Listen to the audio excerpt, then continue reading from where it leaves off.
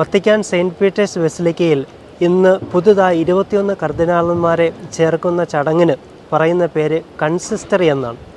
പുതുതായി കർദിനാൾ സംഘത്തിലേക്ക് നിയുക്തരായിരിക്കുന്ന എല്ലാവരും മാർപ്പാപ്പയുടെ ഉപദേശക സമിതി കൂടിയായ പുതിയ മാർപ്പാപ്പയെ തിരഞ്ഞെടുക്കാൻ അധികാരവും അർഹതയുമുള്ള ഈ സംഘത്തിലേക്ക് ചേർക്കുന്ന തിരുക്കർമ്മത്തിന് പറയുന്ന പേരാണിത്.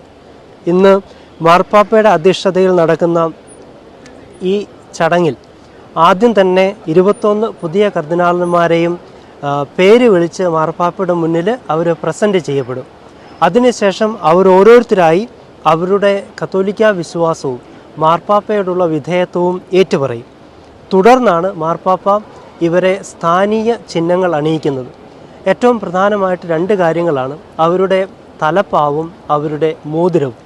കർദിനാളന്മാർ അണിയുന്നത് ചുമന്ന വസ്ത്രമാണ്. ചുവപ്പ് കളറ് സൂചിപ്പിക്കുന്നത് ആദിമ കത്തോലിക്ക സഭയിലുണ്ടായിരുന്ന രക്തസാക്ഷികളുടെ ഓർമ്മയാണ്. അതുപോലെ തന്നെ അവരുടെ സ്ഥാനീയ മോതിരം, അവരെ മോതിരം അണിയിക്കുന്നത് കത്തോലിക്ക സഭയോടും മാർപ്പാപ്പയോടുമുള്ള അവരുടെ വിധേയത്വം സൂചിപ്പിക്കാനാണ്. അതുപോലെ തന്നെ ഓരോ കർദിനാളന്മാർക്കും ഒരു സ്ഥാനീയ രൂപതയുണ്ടായിരിക്കും. അവർ കർദിനാൾ സംഘത്തിൽ അംഗമാണെങ്കിലും ഔദ്യോഗികമായ ഓഫീസ് നിർവഹണത്തിൽ അവരായിരിക്കുമെങ്കിലും അവരുടെ ശുശ്രൂഷ നിർവഹണത്തെ സൂചിപ്പിക്കുന്നതിനും അവരെ അത് നിരന്തരം ഓർമ്മിപ്പിക്കുന്നതിനും വേണ്ടിയിട്ടാണ്. നമ്മുടെ കർദിനാളായ ജോർജ് കൂവക്കാടിന് ലഭ്യമായിരിക്കുന്നത് കൽദായ സഭയിലെ നിസിബിസിൽ രൂപതയാണ്. ഈ കാര്യങ്ങളാണ് ഇന്ന് വൈകുന്നേരത്തെ കൺസിസ്റ്ററിയിൽ വത്തിക്കാൻ ബസിലിക്കയ്ക്കുള്ളിൽ നടക്കുന്നത്.